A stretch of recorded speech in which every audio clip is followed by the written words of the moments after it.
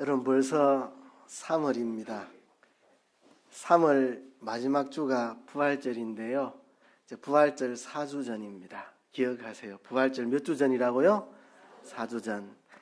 3월 한 달 동안 예수님의 십자가의 사랑과 그 부활의 생명을 묵상하고 느끼고 누리는 이 한 달 되기를 바랍니다. 오전에 찬송 144장 예수 나를 위하여 십자가를 질 때 그 찬송 불렀습니다. 예수님의 십자가 찬송을 한 달 동안 많이 부를 겁니다. 또 오후에는 부활 찬송을 미리부터 부를 겁니다. 주님의 그 부활의 권능을, 그 부활의 영광을 우리가 한 달 동안 묵상하며 부활절을 맞이해야 하겠습니다. 그런데 오늘이 3월 첫 주일인데요. 3월 첫 주일을 맞는 여러분들의 감회가 어떻습니까? 저는 이런 감회를 느낍니다. 3월 첫째 주. 여러분들도 똑같은지 한번 보세요. 허걱, 벌써 3월. 2024년이 시작한 지 며칠 되지도 않은 것 같은데 3월이라니 이런 느낌입니다. 여러분들도 같은 느낌이면 고개 한번 끄덕거려 주세요. 예, 다 같은 느낌인 것 같습니다. 제가 어릴 때는 이런 생각을 했거든요. 나는 언제 어른이 되나? 빨리 어른 되면 좋겠다. 이런 생각 가졌는데 어른이 다 뭡니까? 어른 된 거는 옛날 이야기고 지금은 노안도 와서 안경을 껴야 되고 혈압도 지금 높아 있고 노화의 길을 걷고 있는 중입니다. 그렇죠? 세월이 참 빠르다는 생각을 합니다. 여러분 이런 생각 해보신 적 있습니까? 되돌아갈 수는 없을까? 생각해보면 후회스러운 일, 좀 잘못 살았다, 안타까운 일들이 있죠. 다시 되물릴 수는 없는가? 다시 돌아가서 살 수는 없는가? 이런 생각 한 번쯤은 해보셨을 겁니다. 우리가 답은 다 압니다. 그럴 수 없다는 걸 알면서도 지나간 삶에 대한 잘못 살아온 것에 대한 아쉬움 때문에 이런 생각을 하곤 합니다. 그래서 우리는 지나간 세월에 잘못 살아온 게 후회가 된다면 되돌아갈 수는 없을까라는 불가능한 질문을 하기보다는 이런 마음을 가져야 되겠죠. 내 남은 생에는 정말 멋지게 한번 살아보면 좋겠다. 내 남은 삶이 얼마 될지 모르지만 정말 후회 없이 하나님 기뻐하시는 삶을 살아봤으면 좋겠다. 하나님 앞에서도 하나님이 칭찬하실 만하고 사람 앞에서도 사람들이 인정할 만한 그런 남은 생애, 멋진 생애로 한번 살아봐야 되겠다. 이런 생각을 우리가 해야 됩니다. 과거에 대한 후회가 과거에 대한 미련으로 그냥 끝나면 아무 소용없습니다. 과거에 대한 후회가 이제 오늘부터 남은 날까지의 삶을 진짜 한번 잘 살아봐야지라는 각오와 결심으로 성화가 될 때 과거에 대한 후회가 의미가 있는 거죠. 잘못 살아온 것에 대한 애통에 대해서 의미가 있죠. 그죠? 옛날로 돌아갈 수는 없을까 이런 헛된 생각을 하면 아무런 영양가가 없고 내가 과거에 원통했던 만큼 내가 남은 생애를 바로 살아봐야 되겠다 하는 생각을 가지는 게 믿음의 사람들의 생각입니다. 오늘 유다서 3절을 보면 단번에 주신 믿음의 도라는 말이 있습니다. 단번, 영어로는 once, 한 번밖에 없는 기회. 우리에게 주신 이 믿음의 길을 단번에 주신 믿음의 도라고 성경은 이렇게 표현하고 있습니다. 우리가 구원받은 것, 또 구원을 이루어가는 것, 기본 구원과 성화 구원이 있습니다. 기본 구원은 내 신분에 관한 것입니다. 내가 예수님을 구주로 믿고 거듭나서 이제는 모든 죄를 다 씻음받고 새 사람이 돼서 하나님의 자녀 천국 백성으로서의 신분을 얻는 것입니다. 기본 구원은 신분의 변화입니다. 신분의 변화. 내가 전에는 마귀의 자식이고 지옥 백성이었는데 이제 하나님의 자녀로 하나님의 백성으로 예수 믿고 신분이 바뀌는 겁니다. 영적인 출생입니다. 내가 다시 태어나는 것입니다. 하나님의 자녀로 다시 태어나는 거. 그죠? 근데 우리가 출생으로 끝나는 건 아니잖아요. 출생은 시작점입니다. 이제 남아있는 인생 걸음이 있습니다. 그것처럼 기본 구원을 받은 우리들, 하나님의 자녀의 신분을 얻은 우리들은 성화 구원을 이루어 갑니다. 날마다 1cm씩 1cm씩 한 걸음 한 걸음 거룩하게 하나님을 닮아 변화되어 자라가는 과정, 일평생 우리가 성화의 과정을 이루어 가는 겁니다. 이것은 우리의 인격이 변화되고 삶이 변화되고 행위가 변화되는 이런 게 바로 우리의 성화 구원입니다. 그런데요, 기본 구원은 단번에 우리가 받았습니다. 예수님을 구주로 믿을 때 우리는 기본 구원을 받았습니다. 하나님의 자녀가 되고 지옥 가지 않는, 과거 현재 미래의 죄를 다 용서받았으니 지옥 갈 이유가 없는 하나님의 자녀로 우리는 단번에 구원을 받았습니다. 그런데 우리가 성화를 이루어가는 과정은 이거는 단번에 되는 게 아니고 반복해서 어제도 오늘도 내일도 계속해서 우리가 성화를 위해 힘써 노력해 가는 겁니다. 그런데요, 성화 구원도 쪼개보면 다 단번에 이루어지는 겁니다. 우리 어릴 때 학교에서 수학 시간에 미분 적분 배웠죠. 미분은 쪼개는 겁니다. 쪼개는 거. 적분은 합하는 거고.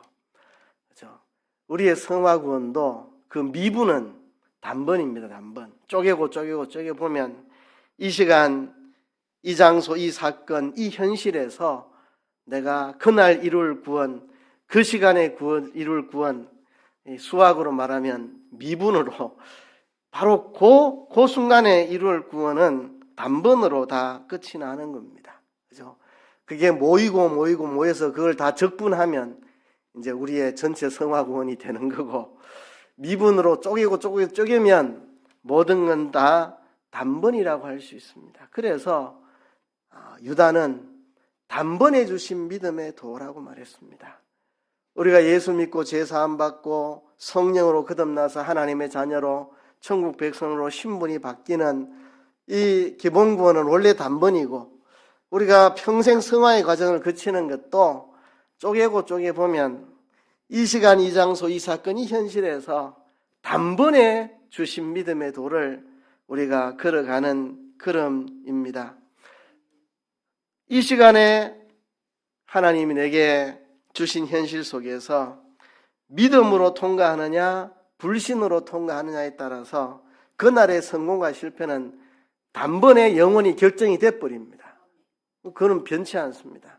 그날 그 시간 그 장소 그 사건에서 그 현실에서 내가 믿음의 길을 걷느냐 불신에 걷느냐에 따라서 영원한 성공과 실패가 결정이 돼버립니다. 단번에 영원히 결정됩니다. 그날 그 시간에 준 구원은 이미 결정이 됩니다. 그럼 바꿀 수가 없는 것입니다. 이렇게 단번에 주신 믿음의 도라는 것 때문에 우리가 방심할 수가 없고 시간을 헛되게 쓸 수가 없습니다. 나태하게 앉아 있다가도 유다서 1장 3절 단번에 주신 믿음의 도, 이걸 생각하면 정신이 번쩍 듭니다.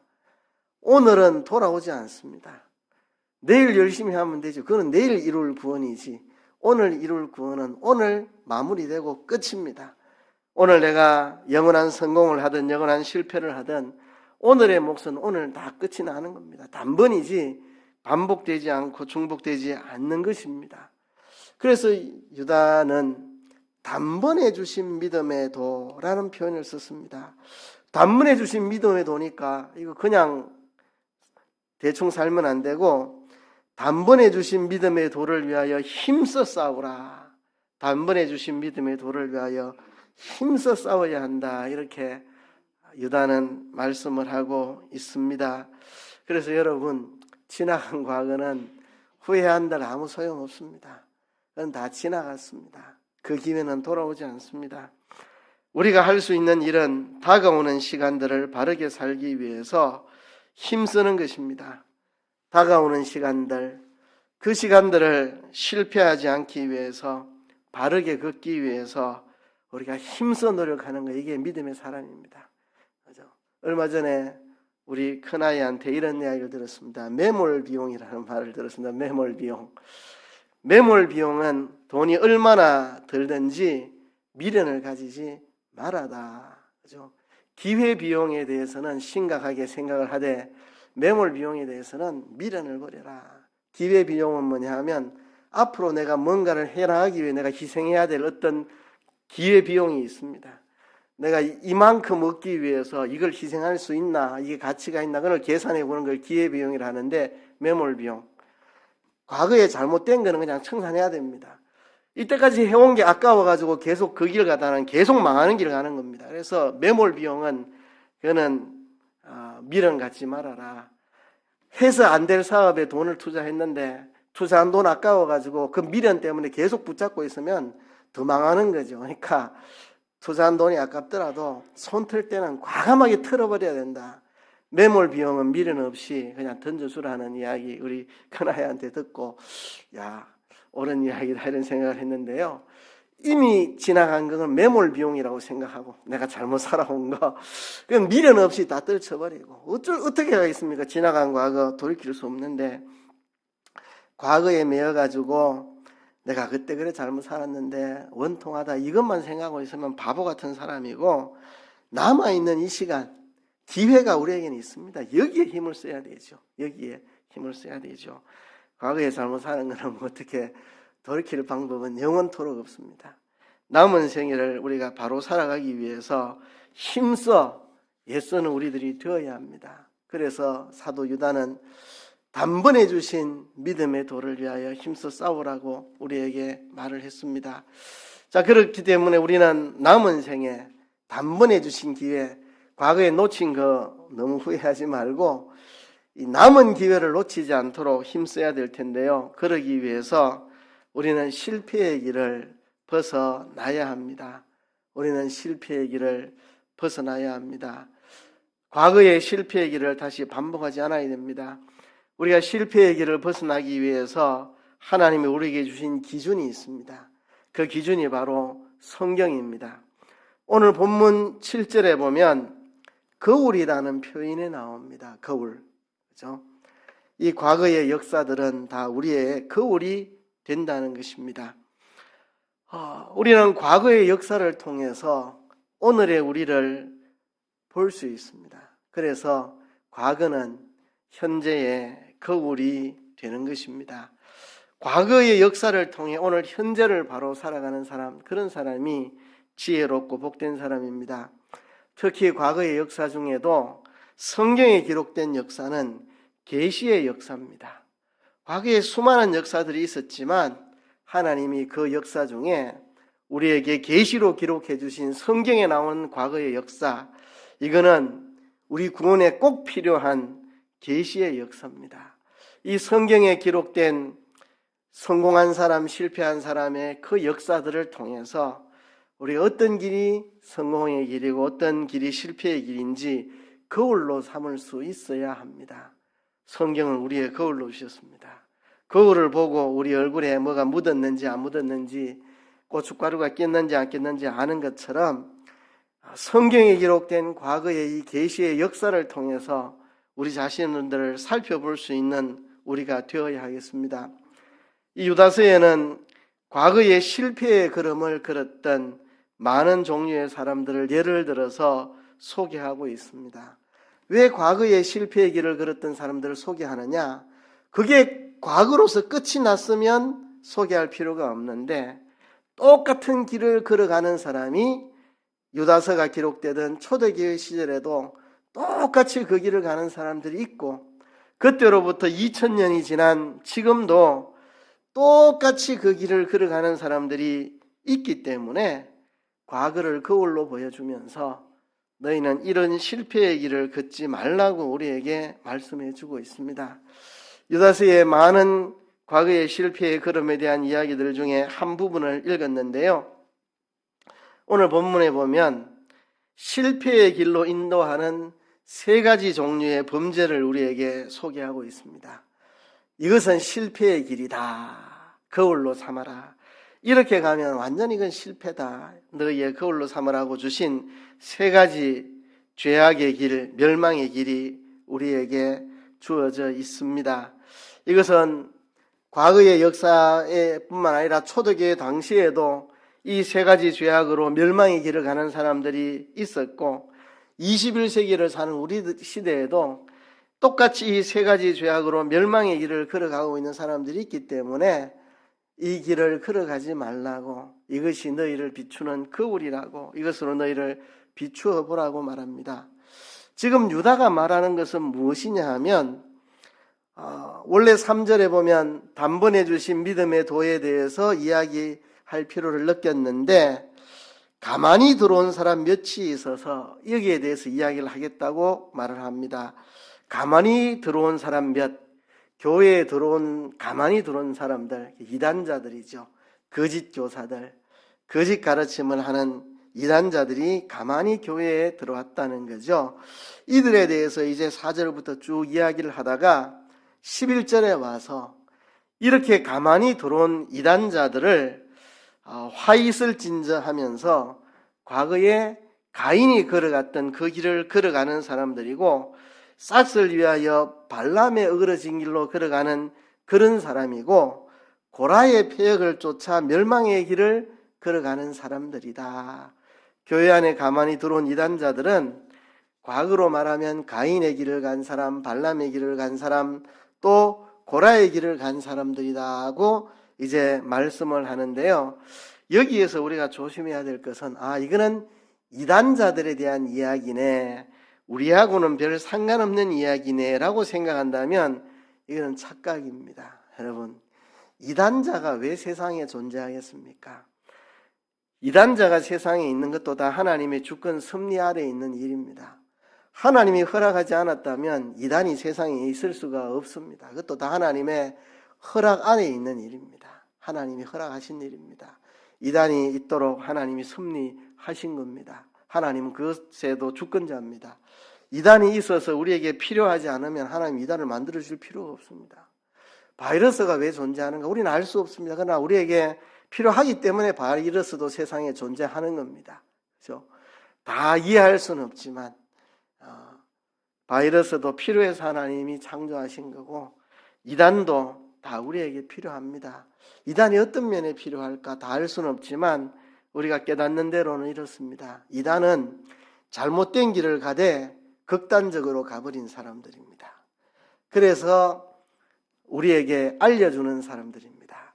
이 길로 가면 끝이 여기에 이른다. 멸망이다.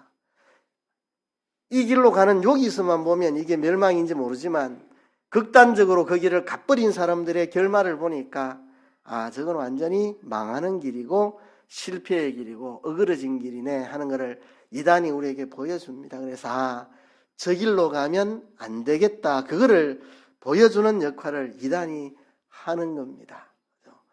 이단을 통해서 수많은 길들이 있는데 이 길로 가면 저래 망하고 이 길로 가면 저래 망하고 요 길로 가면 요렇게 망하고 이게 잘못된 길이구나. 요것만이 옳은 길이구나. 그것을 보여주기 위해서 우리가 그 길을 다 가보고 깨달으려면 세월 다 허송하잖아요. 그 길 가보고 다 실패한 다음 이 길로 가면 안 되네 이러면 어리석은 사람이고 그 길을 안 가봐도 그 길을 가서 망한 이단자의 걸음이 많이 있으니까 우린 보고 그 길로 아예 가지 않도록 하려고 이 땅에 이단을 하나님 많이 두신 겁니다. 그래서 이단에 대해서 설명하고 있고 그 이단에 대해서 가인의 길, 발람의 길, 고라의 길로 이렇게 빗대어서 말하고 있는데 결국 이것이 우리가 그 길 가지 말라는 이야기입니다. 우리가 그 길 가지 말아라. 가인의 길 가지 말아라. 발람의 길 가지 말아라. 고라의 길 가지 말아라. 우리 보고 경계하는 그런 이야기입니다. 이걸 남의 이야기로 이단들은 그런갑네. 이단들은 그런갑네. 내하고 상관없네. 이래 보면은 유다서를 바로 못 읽는 겁니다. 너희를 살펴서 너희도 가인의 길을 가지 않도록 너희도 발람의 길을 고라의 길을 가지 않도록 하라고 우리에게 경고하는 거울입니다. 그래서 이 세 가지 실패의 길을 우리는 유심히 살펴봐야 합니다. 첫 번째가 가인의 길입니다. 시기하고 미워하고 살인하는 가인의 길입니다. 창세기에 보면 아담에게는 가인과 아벨이라는 아들이 있었습니다. 가인은 농사하는 자고 아벨은 목축하는 자였습니다. 둘 다 자기의 소산으로 하나님께 제물을 드렸습니다. 가인은 농산물로, 아벨은 양의 첫 새끼와 그 기름으로 하나님께 제물을 드렸습니다. 하나님이 가인의 제사는 받지 않으시고 아벨의 제사를 하나님이 기뻐 받으셨습니다. 여기에 대해서 가인이 분노했습니다. 시기하고 미워했습니다. 하나님이 내 제사는 안 받았는데 아벨의 제사는 받으신다. 하나님이 나는 기뻐하지 않는데 아벨은 기뻐한다. 그래서 아벨을 시기하고 미워합니다. 하나님이 그런 가인을 보고 죄의 욕망은 네게 있으나 너는 그것을 다스려야 한다고 가인을 타일렀는데도 불구하고 가인은 들에서 일을 할 때 동생을 쳐 죽이고 시치미를 뗐습니다. 하나님이 가인에게 아벨이 어디 있느냐, 네 아우가 어디 있느냐 물을 때에 내가 내 아우를 지키는 자입니까?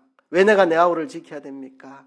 이렇게 하나님 앞에 대들었던 가인, 땅이 그 피를, 아벨의 피를 받았기 때문에 땅이 더 이상 가인에게는 소산물을 주지 않아서 그는 땅에서 유리하는 자가 돼서 농사지어서 살 수가 없습니다. 땅이 아벨의 피를 받고 가인에게는 농산물을 주지 않기 때문에 가인은 땅에 유리하는 자로 비참하게 살아야만 했습니다. 이 가인의 길, 바로 시기하고 질투하는, 그래서 미워하고 살인하는 길, 그죠?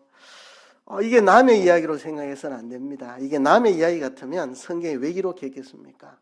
바로 우리의 이야기이기 때문에 기록을 했습니다. 지금 이단자들을 이 세 가지에 빗대면서 이 세 가지 길을 가지 않도록 조심해라고 말할 때는 이게 우리 모두에게 관계되는 이야기이기 때문에 그렇습니다. 특별히 유별나게 저기 시기심 많은 사람 하나 있네 이렇게 볼 이야기 같으면 그 한 사람 때문에 이걸 기록했겠습니까? 우리 모두에 대한 이야기이기 때문에 이거를 기록을 한 것입니다. 요한 1서에도 가인에 대해서 말하고 있습니다. 요한 1서 3장 11절에 우리가 서로 사랑할지니 라는 말에 이어서 가인같이 하지 말라. 저는 악한 자에게 속하여 그 아우를 죽였으니 어찐 연고로 죽였느냐. 장의의 행위는 악하고 그 아우의 행위는 의로움이니라. 왜 하나님이 가인의 제사를 안 받았겠습니까? 악한 마음을 품고 있으니까, 악한 삶을 살고 있으니까 하나님 그의 제사를 안 받은 거고, 의로운 길을 걷고 있는 아벨의 제사를 하나님이 받은 거죠. 가인은 하나님이 자기보다 아벨을 더 인정해 주시고 하나님이 아벨의 제사만 받으시고, 아벨은 뭐든지 하나님 뜻에 맞도록 하나님 기쁘시게 잘하고 그것을 참을 수가 없었습니다. 그렇죠? 나보다 더 올바른 사람, 나보다 믿음 생활 잘하는 사람, 나보다 더 진실하고 깨끗한 사람, 나보다 의로운 사람 보면 그를 인정하고 박수 쳐주고 기뻐해주고, 나도 본받으려고 애쓰지 않고 그를 미워하고 시기하고 불평불만하는 거, 이게 바로 가인의 길입니다. 가인은 최초의 살인자라는 오명을 가진 사람입니다. 형제를 사랑할 줄 모르는 사람, 자기중심적인 사람의 전형으로 평가되는 인물이 바로 이 가인입니다. 가인은 시기 질투했습니다. 우리가 시기 질투하지 말아야 합니다. 나보다 의로운 사람을 높이고 존경하고 본받고 따라가려고 해야 합니다. 시기와 질투를 벗어나지 못한 사람은 자기도 힘들고 남도 힘듭니다. 가인은 자기 스스로도 힘듭니다. 자꾸 자기보다 믿음 생활 잘하는 사람 시기 질투하니까 또 그 시기 질투를 받는 사람도 힘듭니다. 자기를 미워하고 죽이려 하니까. 그렇죠? 여러분, 시기 질투 우리 속에 그거를 뽑아야만 합니다. 누군가에게 눈길 한 번만 더 줘도 시기 질투심 생기는 사람. 왜 저 사람한테 눈길을 더 주지? 저 사람한테 왜 내보다 상냥하게 말하지? 시기 질투 있는 사람은 정말 힘듭니다. 저 잘 되는 거는 좋고 남 잘 된 거는 싫은 사람, 이게 가인의 길입니다. 그렇죠? 그래서 가인의 길, 시기하고 미워하고 살인하는 길을 가지 않도록 우리가 조심해야 합니다. 그 사람이 잘하면, 나도 본받아서 그 사람만큼 잘하면 나도 인정받고 할 수 있는데 왜 그의 가진 것을 시기하고 빼앗고 싶어 하는지, 나도 그를 본받아 그 길을 가서 나도 복된 길을 가려고 했어야 되죠. 시기하지 말고 미워하지 말고 살인하지 말아야 됩니다. 사울이 다윗을 미워하고 시기해서 그를 죽이려고 덤벼드는 참 불행한 인생을 살았잖아요. 자꾸 자기와 다윗을 비교하고 열등감 가지고 자기의 지위가 빼앗길까 봐 불안해하고 시기 질투하고 공격하다가 결국 파멸하고 말았습니다. 가인도 동생을 죽이고 땅이 자기에게 소산을 주지 않아 땅에서 유리하는 자가 되어 비참한 인생을 살아야 했고, 다윗을 시기 질투한 사울도 정말 그 인생 불행하고 비참하게 되었습니다. 이것이 우리의 거울입니다. 여러분, 시기하고 미워하고 살인하는 것은 실패의 길입니다. 가인과 사울을 우리는 본보기로 삼아서 그런 실패의 길 가지 않도록 그렇게 해야 할 것입니다. 두 번째는 탐심으로 하나님을 어기는, 하나님의 명령을 어기는 발람의 어그러진 길 가지 않도록 우리는 조심해야 됩니다. 이 이야기가 민수기 22장부터 24장까지 긴긴 내용에 나옵니다. 민수기를 처음 읽을 때부터 아리송한 생각이 들었습니다. 이 이야기가 왜 이렇게 길게 기록되어 있지? 민수기의 다른 사건들은 다 짧게 기록됩니다. 민수기는 이제 광야에서 일어났던 사건들인데, 광야에서 일어난 사건들 짧게 기록되어 있는데, 유독 발람 선지자에 대해서만 22장, 23장, 24장 3장에 걸쳐가지고 장황하게 기록되어 있습니다. 발람이 이거 거짓 선지자고 비참하게 죽은 사람인데 이거 뭐 대단하다고 성경에 이렇게 기록하고 있지, 그것도 이렇게 많은 분량. 그게 초신자 때부터 좀 의문이었습니다. 그 실마리는 여기서 찾습니다. 구약 성경에서 이 발람 사건을 여러 군데에서 인용을 합니다. 신명기에서도 인용하고 여호수아에서도 인용하고 느헤미야에서도 인용하고 미가서에도 인용을 합니다. 구약만 아니고 신약에서도 많이 인용합니다. 베드로후서 2장 15절, 유다 오늘 본문에 요한계시록 2장 17절, 14절, 신약 성경에서도 발람을 3번이나 인용합니다. 이 사건이 중요한 사건이라는 겁니다. 민수기에서 3장이 걸쳐서 그 3장도 한 장 한 장이 짧은 게 아니고 한 장 한 장이 깁니다. 내용이 장황하게 설명하고, 구약에서도 계속 발람을 언급하고 신약에서도 계속 발람을 언급한다는 것은 이게 오고 오는 시대에 정말 중대한 문제라는 것을 우리에게 이야기하는 것입니다. 이스라엘이 애굽에서 나와서 광야를 이제 행진해서 모압 땅에 이제 오게 될 때, 모압 왕 발락이 발람 선지자를 초빙해가지고 이스라엘을 저주하려고 합니다. 그래서 사람들에게 뇌물을 들려줘서 발람을 초대하는데, 이 발람 선지자는 당연히 그 길을 가면 안 된다는 거 알면서도, 선지자가 그걸 모르겠습니까?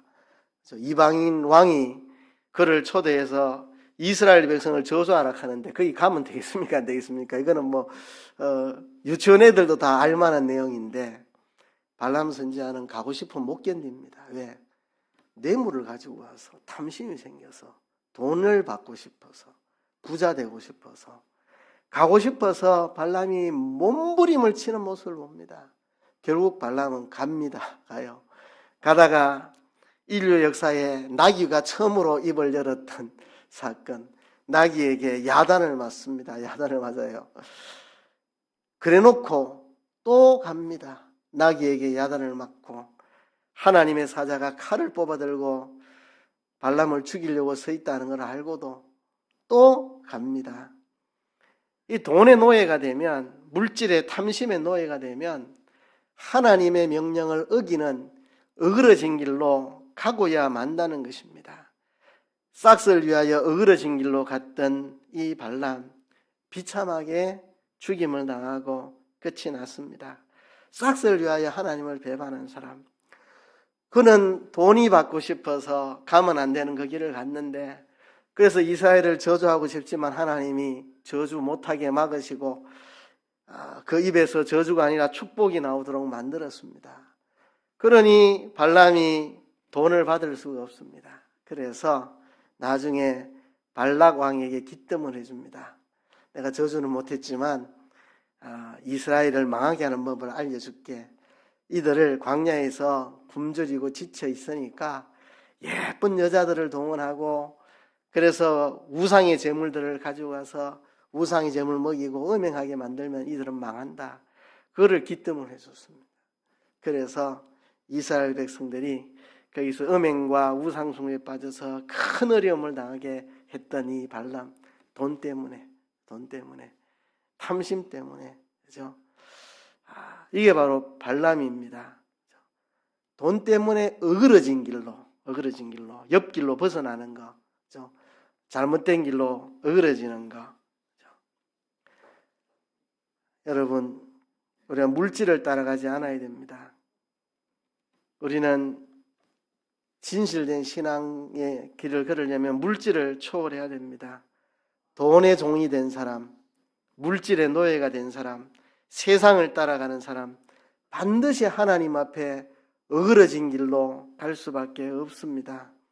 돈 따라, 물질 따라, 세상 대우와 명예와 존영을 따라가면 발람처럼 실패의 길이 됩니다. 지금 돈 벌어 좋고 명예 얻어 좋지만 끝에 가보세요. 탐심을 따라 하나님 앞에 어그러진 길로 가면 발람처럼 끝에 가면 멸망으로 끝이 납니다. 목사인 저도 물질 따라가지 않으려고 제 자신을 철저하게 단속을 합니다. 물질 따라가지 않으려고. 롯은 보이는 조건을 따라간 사람이고, 아브라함은 보이는 조건을 뒤로 한 채 하나님의 축복을 보고 따라간 사람입니다. 롯은 딸들과 동침해서 자식을 낳은 참 수치스러운 조상이 됐고, 아브라함은 믿음의 조상이 됐습니다. 우선은 물질 따라가니까 롯이 좋았지만 결말에 가보니까 실패의 길이고, 우선은 물질보다 하나님의 축복을 따라 걸어간 아브라함은 대대로 믿음의 조상으로 성공하는 인생이었습니다. 여러분, 이거 하나 기억해야 됩니다. 우리에게 1순위는 하나님입니다. 2순위는 사람입니다. 3순위는 물질입니다. 이것만 바로 되면 신앙생활은 다 바로 됩니다. 그죠? 사람을 1순위에 놓는 것도 요즘은 참 고상한 겁니다. 요즘은 사람도 2순위입니다. 물질이 1순위, 2순위가 사람, 3순위가 하나님. 완전히 뒤바뀐 세상입니다. 그죠? 우리가 하나님 다음에 물질이 아니고 사람입니다. 우리가 하나님을 제일 존중하고 하나님 명령을 제일 우선시 여겨야 되고, 그 다음에 사람을 소중히 여겨야 됩니다. 사람. 그죠? 사람이 얼마나 소중한데, 돈보다 사람이 좋잖아요. 사람이 중요하잖아요. 근데 돈을 위해서라면 사람과의 의리고 신이고 뭐 인권이고 다 던져버리고 돈 따라가는 인생이 잘못된 겁니다.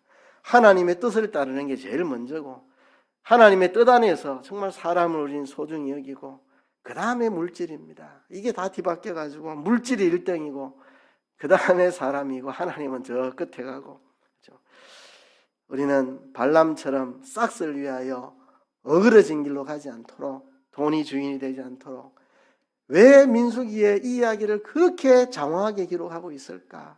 왜 구약 성경에도 이거를 반복해서 인용하고 신약에도 반복해서 인용하고 있을까? 이게 신앙에서 엄청 중요한 문제입니다.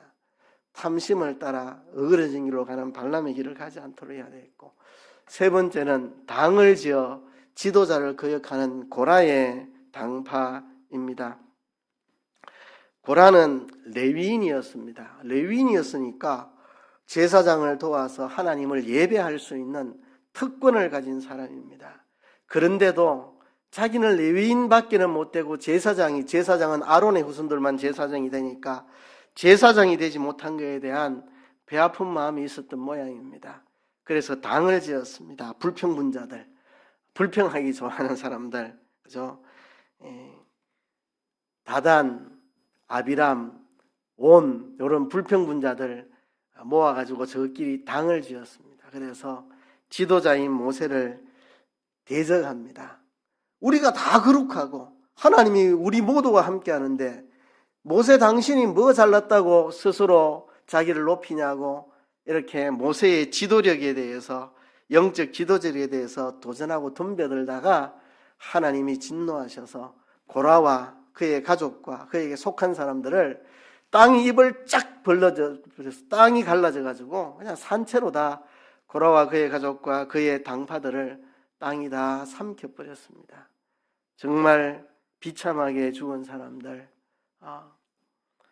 하나님이 자기에게 베푸신 은혜가 얼마나 큰데 레위인이 됐다는 건 참 감사한 일이잖아요. 하나님 앞에 예배를 인도하는 예배 인도자로서 얼마나 그게 가치 있는 일인데 제사장이 안 됐다는 것 때문에 모세와 같은 지도자의 지도를 받아야 된다는 게 못마땅해가지고 불평분자들 다 당져서 지도력을 대적하는 이거에 대해서 하나님이 진노하셨습니다. 우리가 당을 짓지 않도록 조심해야 되고요. 당을 짓지 않도록. 저도 당을 짓지 않으려고 정말 노력합니다. 저는, 여러분들은 교회에 속한 사람이고 나는 교단에 속한 사람입니다. 교단의 지도를 받는 사람, 여러분은 교회 지도를 받는 사람인데 교단 안에서 당을 짓지 않으려고 내하고 친한 사람, 가까운 사람, 마음 맞는 사람하고 당 짓지 않으려고 저도 정말 노력합니다. 정말 당을 짓지 않으려고 저도 무지무지 노력합니다. 어떤 당도 만들지 않아야 됩니다. 당을 짓지 않도록 해야 되고 불평분만에 싹을 틔우지 않도록 우리가 그렇게 하고 지도자를 비방하고 헐고 회방하는 일을 하지 않도록 우리가 조심해야 합니다. 조심해야 합니다. 그래서 가인은 무자비한 사람, 시기 질투 미워하고 살인하는 무자비한 사람, 발람은 돈을 위해서라면 무슨 일이라도 할 수 있는 돈 따라가는 사람, 고라는 당을 지어 지도자의 권위에 도전하는 사람, 이 세 부류의 사람이 딱 비참하게 멸망하고 말았습니다. 이 길을 가지 말라고 유다는 우리에게 부탁하고 있습니다. 여러분, 우리가 이런 싹도 우리 안에 자라나지 않도록 조심합시다. 시기 질투 미워하지 맙시다. 하나님 우선하고 돈 따라가지 않도록 합시다. 그리고 당을 지어 영적인 지도자들을 대적하는 일을 하지 않도록 우리가 조심해서 우리의 남은 인생을 실패의 길로 가지 않도록 우리 시간 하나님 앞에 한번 기도합시다. 하나님, 우리의 남은 날 과거의 역사를 거울로 삼아서 이 실패의 길을 가지 않도록 도와주시옵소서. 통성으로 기도하겠습니다. 하나님 아버지 감사합니다.